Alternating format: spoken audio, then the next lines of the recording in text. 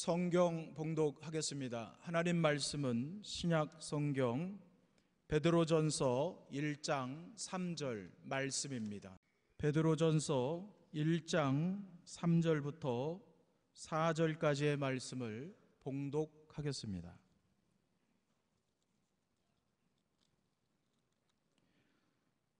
우리 주 예수 그리스도의 아버지 하나님을 찬송하리로다. 그의 많으신 긍휼대로 예수 그리스도를 죽은 자 가운데서 부활하게 하심으로 말미암아 우리를 거듭나게 하사 산 소망이 있게 하시며 썩지 않고 더럽지 않고 쇠하지 아니하는 유업을 잊게 하시나니 곧 너희를 위하여 하늘에 간직하신 것이라. 아멘.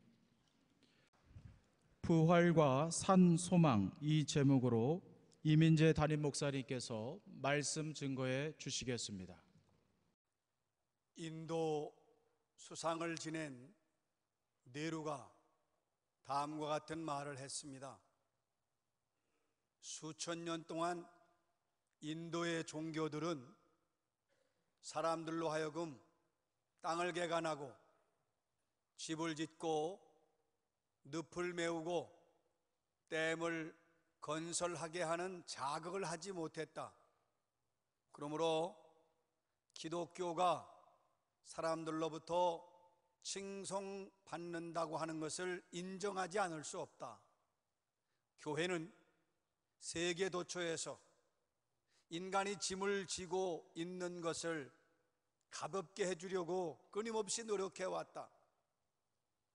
교회가 그렇게 세상 사람들을 무거운 짐 덜어주기 위하여 애쓰고 힘썼던 힘의 원천이 바로 예수 그리스도의 부활이었다. 그는 예수 그리스도의 부활이 그리스도인들뿐만 아니라 수많은 세계의 사람들에게 소망이 되었음을 분명하게 고백했습니다. 베드로전서가 기록될 당시의 상황, 64년을 전후해서 네로 황제가 로마시에서부터 시작해서 기독교인들을 박해하기 시작합니다. 대박해라고 부릅니다. 로마시를 시작을 해서 로마 전역의 그리스도인들을 핍박하기 시작합니다. 그것만이 아닙니다. 소아시아에 있는 본도, 갈라디아, 갑바도기아, 아시아, 비두니아 이런 모든 교회들도 이방인들로부터 박해를 받기 시작했습니다. 점점 순교자가 늘어갑니다. 베드로는 그러면 로마의 네로의 박해로부터 또 이방인의 박해로부터 어떻게 성도들에게 소망을 주어야 하는가, 어떻게 힘을 주어야 하는가, 그때 그는 예수 그리스도의 부활만이 유일한 소망이라고 하는 것을 확신했습니다. 그래서 베드로 전후서를 소망의 서신, 격려의 서신이라고 합니다. 그 당시 핍박 속에, 환난 속에, 시련 속에 있는 그리스도인들에게 소망을 주고 다시 위로하며 일어설 수 있는 힘을 주는 말씀이 베드로전서, 베드로후서입니다. 특별히 베드로전서에는 중요한 단어가 나오는데 인내와 소망입니다. 신앙인들이 갖추어야 할 아주 소중한 신앙의 기본 요소가 뭐냐? 인내와 소망입니다. 오늘의 말씀 베드로전서 1장 3절입니다. 우리 주 예수 그리스도의 아버지 하나님을 찬송하리로다. 그의 많으신 긍휼대로 예수 그리스도를 죽은 자 가운데서 부활하게 하심으로 말미암아 우리를 거듭나게 하사 산 소망이 있게 하시며 우리 주 예수 그리스도의 아버지 하나님을 찬송하리로다. 찬송의 대상은 아버지 하나님입니다. 오직 아버지 하나님께만 찬송과 영광을 돌려야 합니다. 그의 많으신 긍휼대로 왜 하나님께 찬송과 영광을 돌려야 하는지 이유를 베드로가 설명합니다. 그의 많으신 긍휼대로 우리는 긍휼에 풍성하신 하나님을 찬양해야 합니다. 죄로 죽을 수밖에 없는 우리를 구원하시고 새 생명을 주신 긍휼이 풍성하신 하나님을 찬양해야 합니다. 그 아들 독생자 예수 그리스도를 십자가지게 하시고 우리를 구원하신 사랑을 찬양해야 합니다. 죽음 가운데 있는 예수 그리스도, 장사된 예수 그리스도를 다시 부활하게 하사 부활의 첫 열매가 되게 하시고 우리들에게도 부활을 보증해 주신 아버지 하나님을 찬양해야 합니다. 이게 다 하나님의 사랑이에요. 놀라운 사랑입니다. 그의 많으신 긍휼대로 예수 그리스도를 죽은 자 가운데서 부활하게 하심으로 말미암아 예수 그리스도를 죽은 자 가운데서 부활하게 하신 것은 하나님의 긍휼하심, 하나님의 놀라운 사랑이었습니다. 제2차 세계 대전이 끝날 때에 연합군들이 독일을 점령하고 죽음의 수용소, 지옥 같은 수용소 아우슈비츠 수용소를 탈환합니다. 그곳에서 많은 사람이 죽어갔습니다. 아주 끔찍한 고문이 있었습니다. 그들이 인권이 억압당하고 그리고 죽어가는 일들이 비일비재했고 수용소에 갇힌 유대인들은 살 희망은 없고 언제 죽느냐만 기다리고 있던 그런 상황입니다. 사람들은 죽음의 수용소라고 부르고 지옥 같은 수용소라고 부릅니다. 그런데 연합군이 그 아우슈비츠 수용소를 탈환했을 때에 군인들이 다 방마다 수색을 하는데 어느 방에 갔더니 찬송가 가사가 쓰여져 있습니다. 하늘을 먹물 삼아도 한없는 하나님의 사랑 다 기록할 수 없겠네. 누가 썼을까요? 죽어가던 사람입니다. 죽음을 기다리던 사람입니다. 소망이 없던 사람이라고 생각할 수 있습니다. 그런데 그는 그 수용소에서 죽을 시간만 기다리고 있으면서도 하나님의 사랑을 감사했습니다. 얼마나 그 하나님의 사랑이 큰가. 하늘을 두루마리 삼고 바다를 먹물 삼아도 다 기록할 수가 없다. 하나님의 놀라운 사랑을 감사하고 하나님의 놀라운 사랑을 확신하고 있었습니다. 하나님의 사랑이 우리의 소망의 근거가 되는 걸 명심하십시오. 하나님의 사랑이 우리를 고난에서 이기게 하시는 유일한 힘입니다. 여러분, 어거스틴이 그런 말을 했어요. 하나님께서는 이 세상에서 나 한 사람밖에 사랑할 사람이 없는 것처럼 나를 사랑하신다. 참 아주 하나님의 사랑을 잘 묘사한 표현입니다. 이 땅에서 사랑할 만한 사람이 나 하나밖에 없는 것처럼 나를 사랑하신다. 하나님이 이 놀라운 사랑으로 예수 그리스도를 죽음에서 부활하게 하셨다고 베드로가 선언하고 있습니다. 십자가의 처형은 끝이 아니었습니다. 예수께서 부활하시고 다시 살아나심으로 십자가로 끝이 아니라 십자가는 다시 새로운 생명을 향한 출발이었습니다. 예수 그리스도께서 부활하심으로 말미암아 우리에게 산 소망이 생겼어요. 여러분, 산 소망이라는 것은 살아있는 소망이지요. 영원한 소망이에요.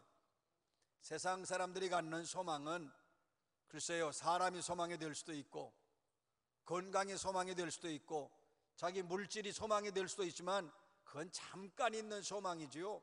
결국 사라지고 맙니다. 그러나 살아있는 소망, 영원한 소망, 살아있는 소망을 우리에게 주셨는데 부활하신 예수 그리스도, 그래서 생명을 얻으신 예수 그리스도, 영원히 계신 예수 그리스도께서 우리에게 영원한 생명을 주심으로 그래서 우리는 산 소망을 가지고 살 수 있는 것입니다. 우리가 왜 행복해야 되는가? 왜 기뻐해야 되는가? 왜 즐거워해야 되는가? 우리에게는 산 소망이 있기 때문에 그렇습니다. 썩어 없어질 사라져버릴 소망이 아닙니다. 살아있는 소망, 영원한 생명을 우리에게 주셨습니다. 그러니까 우리는 이 소망을 가지고 당당하게 기뻐하며 사는 것이지요. 여러분, 예수님을 처형한 로마의 병사들이 무덤을 봉인하고 뿐만 아니라 경비병을 세워 지키게 했으나 주님의 부활은 막을 수가 없었습니다. 예수께서 죽음을 이기셨으므로 우리도 죽음을 이길 수 있습니다. 예수께서 승리하셨으므로 우리도 승리할 수 있습니다. 더 이상 죽음은 우리의 두려움의 대상이 아닙니다. 세상 사람이요, 물질로 힘들고 건강으로 힘들고 인간관계로 힘들고 시련과 연단이 많아 힘들어하지만 죽음보다 무섭고 죽음보다 두려운 게 없어요. 그런데 예수 그리스도께서 부활하심으로 말미암아 이 사망 권세를 이기시고 죽음의 문제가 해결되었으므로 우리 이 땅에서 무서워할 것이 없습니다. 두렵지 않습니다. 우리는 감사하며 기뻐하며 승리하며 살 수 있습니다. 르네상스의 미술가인 미켈란젤로가 그의 제자에게 한 말이 있습니다. 그 제자는 항상 십자가에 달리신 예수 그리스도만을 그렸습니다. 그래서 어느 날 말했습니다. 자네는 왜 예수 그리스도의 십자가만을 그리는가? 예수님을 그릴 때 꼭 십자가에 달리신 주님만을 그리는가? 예수께서 고난당하셨기 때문인가? 예수께서 십자가 위에서 죽으셨기 때문인가?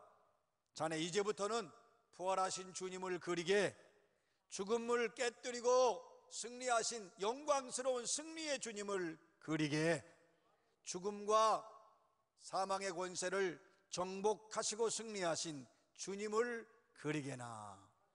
그렇습니다. 우리가 예수 그리스도를 바라볼 때에 십자가에 지신 예수 그리스도를 바라보아야 합니다.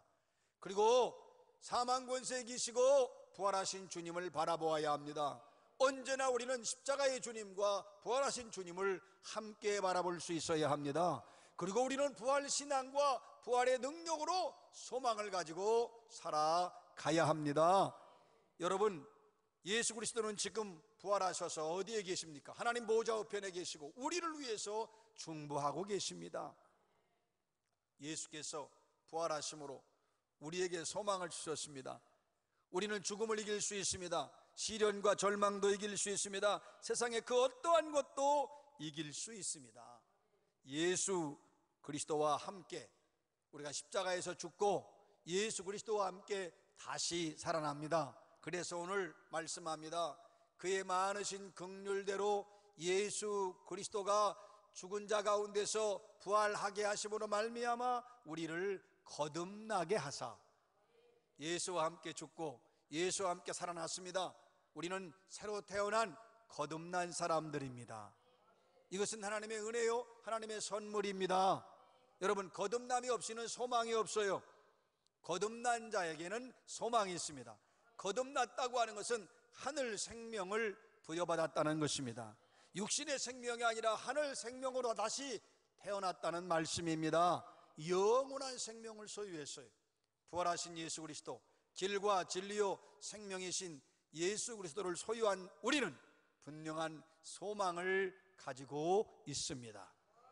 그런데 부활에 대한 진리는, 부활의 진리는 앞으로 우리가 죽은 뒤에 다시 태어나서 그때 가서 새롭게 된다는 말씀이 아니라 오늘 여기서 부활하신 예수 그리스도를 믿는 부활의 신앙을 가지고 있으면 여기서 태어나고 지금 거듭나고 지금 새롭게 된다는 말씀입니다. 예수 그리스도의 부활이 여러분의 삶에 어떠한 변화를 주었습니까? 예수의 부활이 여러분에게 어떠한 소망을 주었습니까? 여러분, 예수님의 제자들이 예수님의 부활을 확신했다면 예수 부인하지 않아요. 예수 배반하지 않아요. 예수 떠나지 않아요. 무서워 숨어 많은 사람들로부터 두려운 대상이 되고 자기들도 두려워서 숨어버리지 않습니다. 예수님께서 3차례 4차례 인자가 고난당한다, 그리고 십자가에 달린다, 그러나 죽은 지 반드시 3일 만에 살아나리라 말씀하셨으나 제자들은 믿지 않았습니다. 그러니까 두려운 거예요. 그래서 무서운 거예요. 그래서 도망간 겁니다. 그래서 예수를 부인하고 배반해 버렸습니다. 그러나 부활하신 주님을 만났습니다. 예수님이 그들을 찾아오셨습니다. 부활하신 주님 만난 뒤에 두려웠던 그들 죽음을 무서워하지 않고 담대해져서 목숨 걸고 복음을 증거하는 순교자들이 되었습니다. 사랑하는 여러분, 소망이라고 하는 것은 사람의 삶을 의미 있게 하고 가치 있게 하고 행복하게 만들어요. 소망 없는 사람 행복하지 않습니다. 소망 없는 사람 삶에도 의미도 없고 보람도 없어요. 그러나 소망이 있으면 의미도 있고 보람도 있고 행복합니다. 세상에 주는 소망은 잠깐 행복할 수 있어요. 조금 의미 있고 또는 우리 삶에 조금 가치 있게 할 수 있으나 그건 영원하지 않습니다. 오직 우리에게 주시는 산 소망만이 영원한 소망인 것을 확신하시기 바랍니다. 세상에서 가장 오랫동안 설교한 목사는 제임스 에커라고 하는 목사입니다. 1871년 태어나서 25살부터 설교해서 105세까지 설교했으니 80년 동안 설교했습니다. 그가 80세가 되어서도 그는 원래 목회자이며 또한 부흥사였는데 한 달에 한 번은 반드시 부흥회를 인도했습니다. 그의 평생 표가 있습니다. 하나님께 소망을 두는 자는 늙지 않는다. 그렇습니다. 우리가 부활 생명을 가지고 산 소망을 가진 사람은 영원히 죽지 않습니다.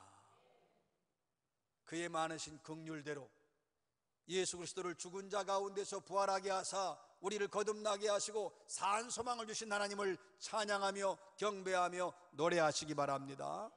오늘 말씀합니다. 그런데 그 산 소망은 하늘에 있는 소망입니다. 영원한 소망입니다. 그리스도인들을 이 땅에 살아가지만 살아있는 사람들이라고 말합니다. 왜 살아있습니까? 그리스도인들이 살아있는 이유는 하늘에 간직한 소망을 가지고 있기 때문에 그렇습니다. 왜 세상 사람을 죽을 사람이라고 합니까? 소망이 없어요. 언젠가는 끝납니다. 그러나 우리는 영원한 소망, 하늘에 간직되어 있는 소망이 있습니다. 오늘의 말씀 베드로전서 1장 4절입니다. 썩지 않고 더럽지 않고 쇠하지 아니하는 유업을 있게 하시나니 곧 너희를 위하여 하늘에 간직하신 것이라. 왜 우리의 소망이 산 소망인가? 그것은 유업이기 때문에 그렇습니다. 기업이기 때문에 그렇습니다. 구약에서의 유업은 약속의 땅인 가나안입니다. 신약에 와서 유업은 하나님의 나라입니다. 곧 구원이요 영생입니다. 그런데 이 유업은 오늘 말씀합니다. 썩지 않는다. 소멸될 수 없어요. 사라지지 않아요. 부패하지 않아요. 여러분, 누구도 그 하나님의 나라를 빼앗을 수 없습니다. 썩지 않는다고 했습니다. 또 이 유업은 더럽지 않다고 했습니다. 세상은 죄로 가득해 있어요. 그러나 하나님이 주시는 하나님의 나라는 죄가 없습니다. 깨끗한 나라, 정결한 나라입니다. 그 나라를 우리에게 주셨어요. 또 그 나라는 쇠하지 않는다. 소멸될 수가 없고 사라질 수가 없어요. 왜 그렇습니까? 하늘에 간직하신 것이기 때문에 그렇습니다. 누구를 위하여? 우리를 위하여. 이 출발이 어디서 왔나요? 예수 그리스도께서 부활하심으로 말미암아 우리에게 하늘에 간직된 소망을 주셨습니다. 하늘에 간직되었다. 우리가 하나님 품에 안길 때까지, 그 나라 갈 때까지 하나님께서 완벽하고 가장 안전하게 하나님의 나라를 보존하실 것입니다. 예수께서 부활하심으로 우린 산 소망이 있습니다. 여러분, 이 산 소망으로 승리하시기를 주의 이름으로 축원합니다. 그러면 예수께서 부활하심으로 산 소망을 얻게 된 우리는 어떤 모습으로 살아야 될까요?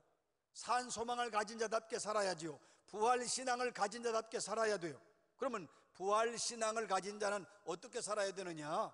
매일의 삶 속에서 부활의 생명, 부활의 능력으로 힘있게 살아야 합니다. 승리하며 살아야 합니다. 더 이상 죽음이 우리를 두렵게 할 수 없어요. 우리의 공포의 대상이 아닙니다. 우리가 오늘 주일을 맞이했지요. 왜 주일로 하나님께 영광 돌립니까? 안식 후 첫날 부활하셨기 때문에 주님의 부활을 기념하기 위해서 매 주일마다 성도들이 모였습니다. 그렇기 때문에 매 주일은 부활하신 주님을 만나는 주일입니다. 부활하신 주님께 경배하는 날입니다. 부활하신 주님을 높이는 날입니다. 부활하신 주님을 찬양하는 날입니다. 그리고 그 부활하신 주님으로부터 부활의 생명과 능력을 힘입어서 다시 또 월요일부터 토요일까지는 부활신앙으로 승리하는 것입니다. 부활의 생명으로 승리하는 것입니다. 매 순간마다 부활하신 주님과 함께 사시기 바랍니다. 부활하신 주님과 함께 승리하시기 바랍니다. 여러분, 우리는 부활신앙으로 사는 사람입니다. 본래 그리스도인들을 무엇이라고 부르는가? 부활을 사는 사람, 이렇게 불러요. 부활을 산다는 게 뭐냐? 부활하신 주님과 함께 사는 거예요. 부활하신 주님과 함께 주 안에 사는 거예요. 언제나 부활의 소망과 부활의 생명과 부활의 능력으로 사는 것입니다. 놀라운 하나님의 사랑으로 예수 그리스도를 죽은 자 가운데서 부활하게 하심으로 말미암아 우리를 거듭나게 하시고 우리에게 산 소망을 주신 하나님을 찬양하며 경배하시기 바랍니다. 그리고 이 주신 부활의 신앙으로 날마다 승리하며 살아가시기를 주의 이름으로 축원합니다.